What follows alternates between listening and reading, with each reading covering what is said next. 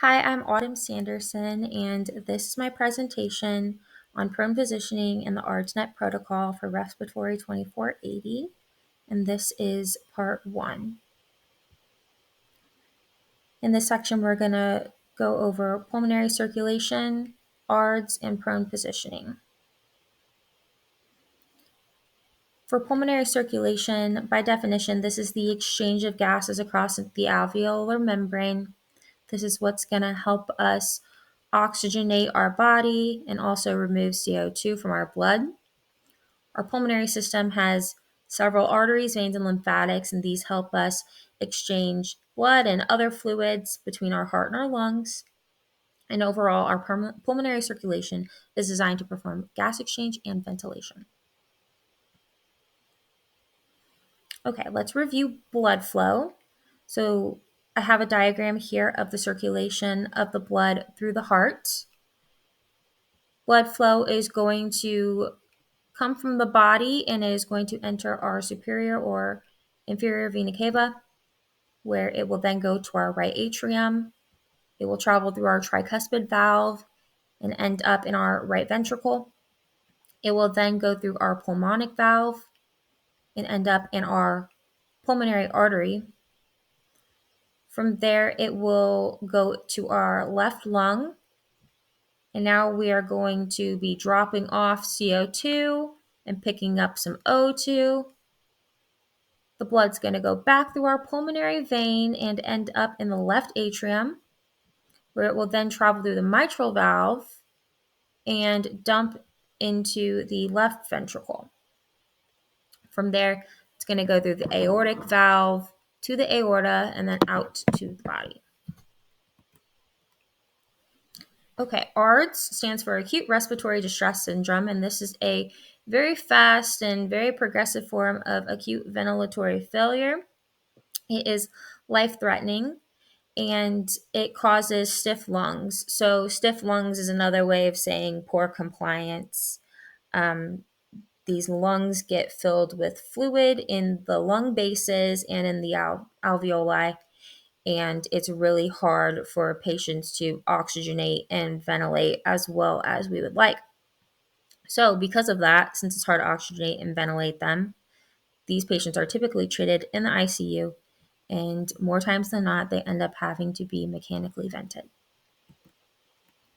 Prone positioning is the act of placing a patient flat on their abdomen and chest with their back facing up. This position is going to help with air and blood flow. It is used for ARDS patients. It was used for COVID-19 patients during the pandemic and is still used today. And it's also a beneficial position for obese patients who might be struggling with ventilation or oxygenation. Because if you think about it, if you're laying supine and you have a lot of fat just pressing on your lungs, it's going to be hard to breathe normally. So they can also benefit from proning. And what I really like about this is proning can help reduce lung injuries and improve gas exchange. We can kind of do a little bit less ventilator wise than we would have to, depending on the patient's situation, than we would have to if they were in a supine position. Part two, we are going to review the distribution of pulmonary blood flow and the determinants of cardiac output. So blood is gravity dependent. Wherever gravity is being forced is where the most blood is going to pull. So the top of your lung, the apex of your lung, is not going to have a lot of blood flow going on, if any, because it's so high up at the top, whereas the bases of your lungs have more of that blood pulling down due to gravity. You're going to have more circulation down there. There's going to be more gas exchange. We're going to go over that a little bit more now as I explain zones 1, 2, and 3. This is the drawing of my lung. I'm very proud of it. I went ahead and I split it up into sections, and then I also split it up into zones. So as you can see, zone 1 is highlighted in purple, zone 2 is highlighted in blue, and zone 3 is highlighted in lime green. At the top of our lung, you see I went ahead and labeled it as the apex. And in zone 1, like I said before, not a lot of blood there. This is the least gravity dependent area of our lung, so don't expect to see gas exchange. Also, our alveolar pressure is going to be greater than our atrial and our venous pressure.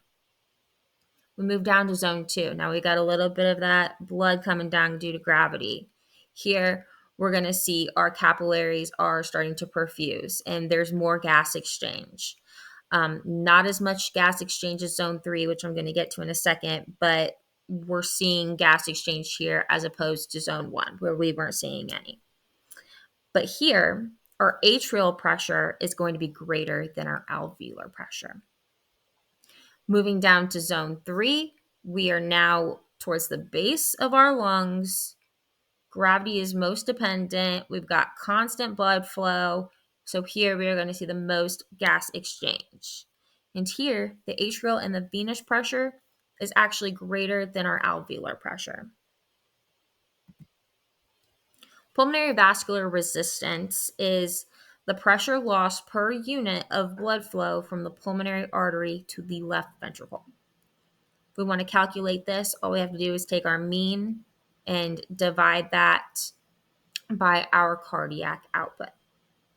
So if our vascular resistance increases, our blood pressure is going to increase, and that is going to cause our ventricular afterload to increase. And we can monitor this in a clinical setting by monitoring our blood pressure. So if you want to know your PVR, monitor your blood pressure. Normal PVR values, and these are approximate values, are listed there. We've got less than 2.5 millimeters of mercury per liter per minute, or 200 dynes per second per centimeter to the fifth. Fuseli's law states that the flow of liquid depends on several different variables, and these variables are our tube length, the radius, pressure gradient, and the viscosity. So we're going to talk about flow, and we're going to talk about pressure in relation to Fuseli's law. So in regards to flow, upon inspiration, the pleural pressure and the airway length are going to decrease, but they will increase in diameter. And then upon expiration, our pleural pressure will increase and our airway length and our diameter will decrease. So it's decreasing. And our equation for that is listed there on the slide. Now, looking at our pressure, according to Fuseli's law, our pressure is going to increase if there's a radius decrease. So if your tube gets smaller, expect your pressures to be higher. Our pressure, however, will decrease if the flow rate, the tube length, or viscosity decreases. And our pressure equation is listed there on the slide. Cardiac output is the total volume of blood exiting the ventricles per minute. So our equation for that is cardiac output, and that is going to equal SV times our heart rate. And this is determined by our ventricular preload, afterload, and myocardial contractility. So how well our heart is contracting. So let's talk about each of those real quick. Ventricular preload is how much our ventricles are stretched before contraction. Our ventricular afterload is the pressures that the ventricles overcome to get blood out through the valves.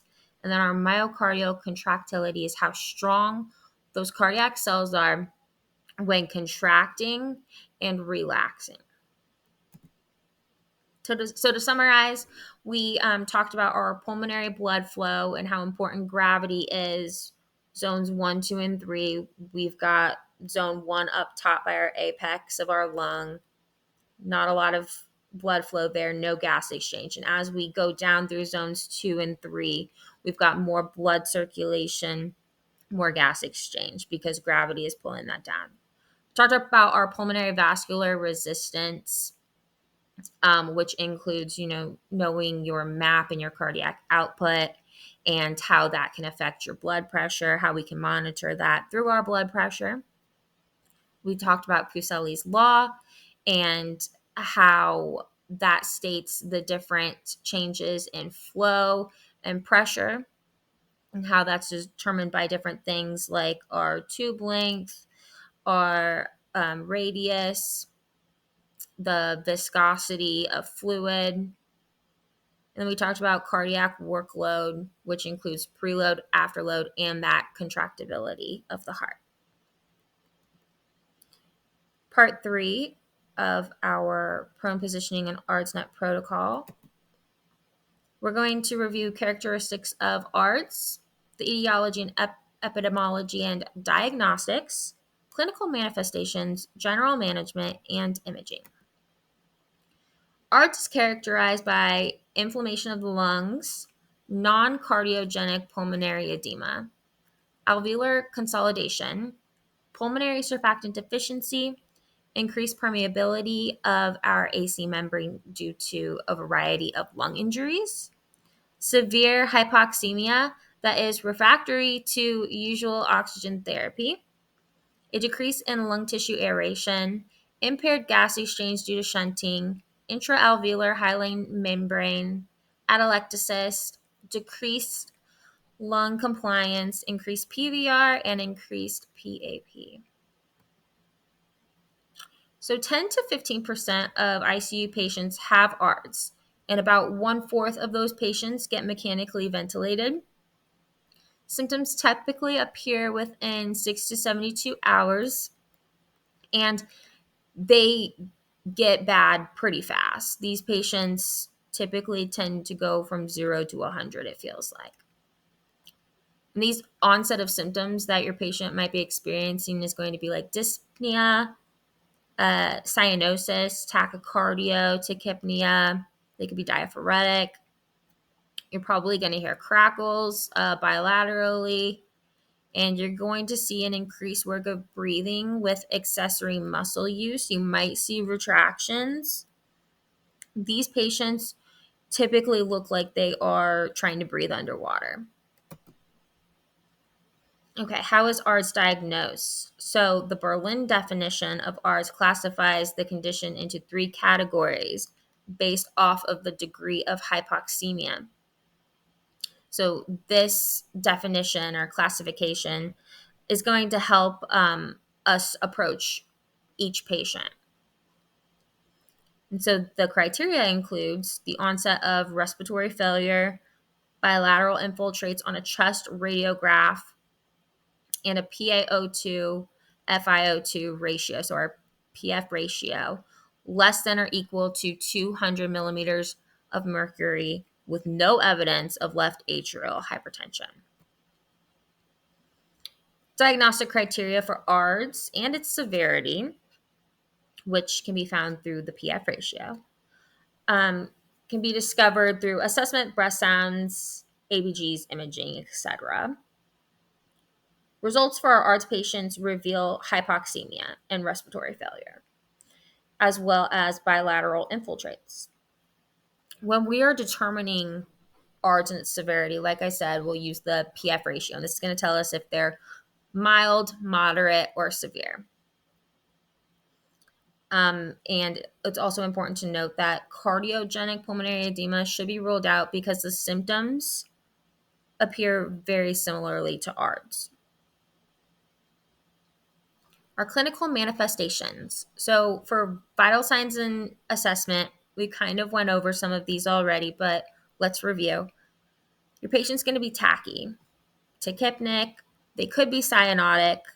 You're going to see a work of breathing. So again, you might see some retractions. You're going to have a dull percussive note, maybe short of breath, and you probably will see a decreased SpO2.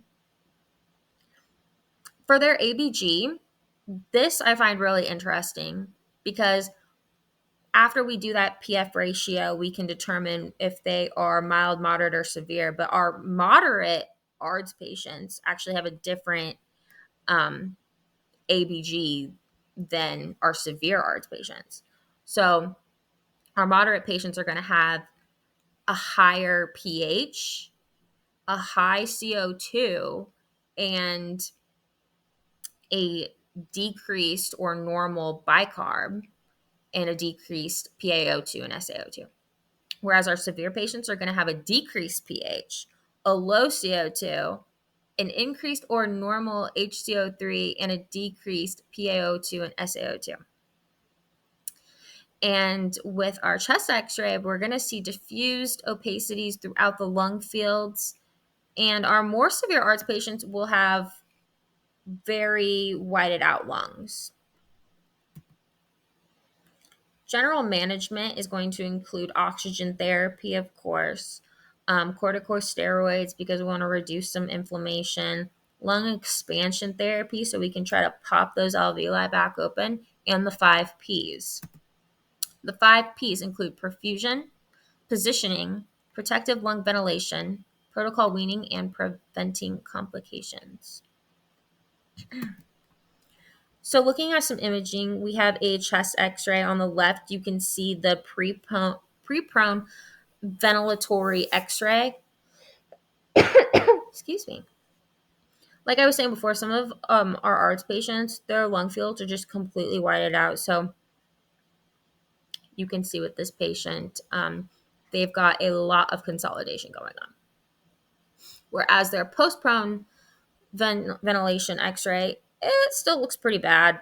However, we can see a little bit more aeration going on. So there's definitely some improvement there. And then we have a chest CT here. Circled in red, you can see where a lot was going on that CT. That's our pre-prone ventilatory image. And then our post-prone ventilatory image looks a lot better. So it's really nice when we can visually see the improvements due to proning. So in summary, we talked about what ARDS does to the lungs. It's going to reduce our compliance. It's going to make patients have difficulty oxygenating and ventilating, as well as bringing on an onset of just some horrible symptoms that progress very rapidly. We've got shortness of breath. They're tachypnic. They're tachy. They might be cyanotic. This is life-threatening. So we need to know the signs and act fast. When it comes to our patients who have ARDS, especially if they have severe ARDS, we're probably going to keep them in the ICU and they might have to be mechanically ventilated. And we're going to diagnose ARDS by, checking our assessments, checking our imaging, our ABGs, listening to our patient, ruling out anything that might show previous symptoms or similar symptoms. And then we went over our general management, which included our 5 Ps. And then we just checked out some imaging, which clearly shows that this does work. Moving on to section 4, we have inclusion criteria for the ARDSnet protocol and initial ventilator setup and adjustment. For our inclusion criteria, we want our PF ratio to be less than or equal to 300. Well, we don't want that, but yeah. Bilateral patchy infiltrates and no clinical evidence of left atrial hypertension. So, according to ARDSnet protocol, if we've got this criteria listed, then this is where we need to begin when it comes to treating our patient, managing their treatments, and the ventilator. Our initial ventilator settings. So it's going to be important, obviously, to calculate our ideal body weight for the patient. Any patient we put on a vent, this is important. You can choose any ventilator mode that you wish, and you're going to set that initial tidal volume to 8 milliliters per kilogram of ideal body weight. And then you can set your frequency to an appropriate minute ventilation baseline. And of course, we're going to adjust our tidal volume and frequency to achieve our goal pH and plateau pressure. which we're going to talk about here in a second, what that looks like. Our plateau pressure goal is going to be less than or equal to 30 centimeters of H2O. And this needs to be measuring, less than or equal, because if it's greater, then we're going to have to make a vent change. If it's greater than 30, which again, our goal is less than or equal to 30, then we need to decrease our tidal volume by 1 milliliter per kilogram. But if our plateau is measuring less than 25 and our tidal volume is less than 6, remember we always want to keep our tidal volumes between 6 and 8. Then we need to increase our tidal volume by 1 milliliter per kilogram until our plateau pressure is greater than 25. If we have a plateau pressure that is less than 30 and the patient's breath stacking, we need to increase the tidal volume by 1 milliliter per kilogram to 7 or 8 milliliters per kilogram until that plateau pressure is no longer less than or equal to 30. When choosing and adjusting ventilator settings, we should keep these goals in mind. So earlier I was talking about,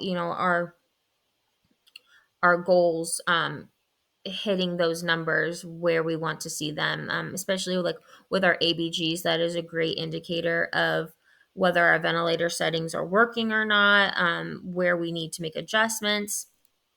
And with our ARDS patients, we see a lot of hypoxemia. So our PaO2 should be between 55 and 80. And remember, if you're like in the 75 range with that PaO2, don't freak out, because you still have like that 30 number difference between your PaO2 and your SpO2. So if we're at 75, your patient might be 95 when you're checking their pulse ox. So let's keep that PaO2 between 55 and 80 and the SpO2 between 88 and 95%. We want low PEEP and high FiO2, or we could do a higher PEEP with a lower FiO2. And the PEEP needs to be at a minimum of 5. Usually is whether they have ARDS or not, but we need to at least give them some sort of PEEP. And moving on to video 5, we're going to talk about the rationale behind proning, its indications and contraindications, considerations, and a therapist's role. Prone positioning checklist. We're going to talk about the rotoprone bed and the techniques, as well as assessing effectiveness of proning, preventing skin breakdown, more considerations, and a demonstration. Okay. So the rationale behind proning, it's going to improve our blood flow and our oxygenation. And studies actually show that it significantly reduces mortality rates. It can shorten a patient's time on a ventilator. Every patient's different, but it can. And it can lower the risk for ventilator-associated complications. Remember protective lung. Sometimes with those higher peeps, we could be causing harm to our hemodynamics. And then sometimes with higher FiO2, we could be, doing more harm than good, because we don't want to have somebody on super high oxygen for a long time. And then sometimes we could just be messing up their pressures and overinflating their lungs. So there's so many things that can go wrong with vented patients, especially when you're dealing with a ventilation and an oxygenation issue at the same time. So proning, if you qualify, is great. Indications include patients with severe ARDS who are on invasive mechanical ventilation with sedation and a paralytic. Patients who are having trouble removing that CO2. If we need to prevent overdistension of the lungs, proning can prevent that. And like I said before, patients who are obese, this could help get some of that pressure off of their lungs, help them ventilate a little bit better. Some contraindications include severe hemodynamic instability, brain bleed, brain injury, or an elevated intracranial pressure, any other acute bleeding, a neck or spinal injury or instability, unstable bone fractures, any open wounds, and any open chest wall or abdomen. Some considerations. Always check for contraindications. Feeds, the nurse should stop them prior to proning because we don't want our patient to aspirate. The lines should be secured and they should be on the opposite side of the direction that the patient is flipping. And that's to prevent any of them from coming out or getting tangled. And then confirm that all invasive testing that needs to be done has been completed, because you don't want to go in there and then flip a patient and then realize you have to flip them back. Or if testing is going on, you don't want to flip them and that cause harm to the patient or give inconclusive results on the test. In the RT's role, it's going to be important that we suction the patient first. We want to get all those secretions out. And we also want to check that our tube is secured. We're going to maintain that airway during the flip, and we're going to confirm connections after the flip. And then, of course, check on your patient, make sure they're doing okay, check the monitor, make sure everything looks good there, and then check your ventilator all after that flip. You want to make sure that your connections are secured, that all of your values are looking good before you leave the room. So a checklist example that I found online. This is really great, especially because the more I thought about it, the more it makes sense that you're going to want a team or several hands helping you prone a patient, no matter how small your patient is. It's going to help to have all the extra hands. And if you guys can all make sure that you have everything that you need, that you are on the same page, then it will make the process of actually flipping that patient easier, as well as the process of maintaining that patient's stats and hemodynamics throughout the day, because you are going to have to go back and check on that patient and keep rotating them. So this checklist is super helpful. This is a photo of a rotoprone bed, and it's going to allow patients to be proned in the bed. So the bed actually rotates with the patient, so you don't have to flip just the patient. And it cushions them inside, kind of like a little cocoon. Staff are going to secure the patient in the bed and slowly rotate the bed to face down with the patient. And you want to make sure that your vent tubing and lines are pulled through the head of the bed. There's actually like a hole like at the top of the bed where you want to make sure all of those are pulled through and secured. That way nothing is getting tangled or ripped out. And then of course you want to check your patient, your connections, and your ventilator post flip, like I said before.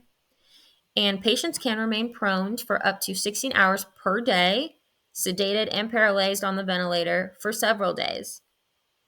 And the bed also has the ability to rock back and forth, relieving pressure from fluid-filled lungs. And this is really great in preventing any injuries, not only to our lungs, but also to the patient, because accidents do happen, and we wouldn't want to cause harm or wounds to a patient while we're trying to flip them. Also, it can prevent injury of your staff as well. The effectiveness of proning, like I said before, significantly reduced mortality rate, increased gas exchange, improved oxygenation and hemodynamics, which I've personally seen is very effective, and the overall ventilation perfusion matching. And not all patients, but some patients might experience shorter ventilation times. Preventing skin breakdown is super important. We want to check the tape, check the tube, make sure the skin's okay. We don't want to see any breakdown. We don't want to see pressure ulcers. A couple things that we can do to avoid this is making sure that the patient's face is not flat down. We want to avoid leaving the patient on one side for too long. Have a turning schedule and a checklist that you and the team can stick to. So, like I was saying before, that checklist was a great example of something that you could make sure that all of your staff has prior to proning so you know what to expect throughout the rest of your shift, because you are going to have to check on that patient and rotate them to make sure that there's nothing going on, including skin breakdown. You can utilize pillows, towels, blankets, wedges, and other sort of cushions to not only make the patient feel comfortable, but also to keep under the head, under the neck, the hips. If you need to kind of do like a situation where you need to be on a little bit more towards the left lung, you can put a cushion under the right chest. There's a lot of different options there, but utilize your resources. And then, of course, we want to keep the skin clean and dry, which is probably one of the most important things on this list. And something that I thought of as I was doing my research is how many times we go in when a patient's supine and we suction their ET tube, and we don't have to grab the yonker and suction out their oral secretions because they don't have any. Whereas if a patient's laying flat and their mouth is open, they might have more oral secretion. So don't forget to also suction out the mouth as well. So for passive movements and limb positioning, there's a couple ways that you need to go about this. First, it's going to be important that you flip the patient while the patient's arms are flat by their sides, and this is to prevent injury. And you also don't want to have them pulling out lines or accidentally pulling out their tube. So go ahead and take your patient out of the restraints because they're probably in restraints since they're ventilated, and have them at their sides. They should be sedated and paralyzed, so there shouldn't be too much crazy movement going on. Also, it's going to be really important as the RT to secure the airway. You want to make sure that that ventilator is attached to your patient's tube and that their tube isn't being pulled out. And then afterwards, you're going to want to check your tube positioning and all your connections. Post flip, the patient's arms should be adjusted to either a goalpost position, so palms down and arms at a 90-degree angle, or they can be in a swimmer's position where like one arm is up and one arm is down at their side. And then here, it'll play for me. I'll probably have to add this at the end of this video, but this will be our demonstration video, and that will be the end of this section.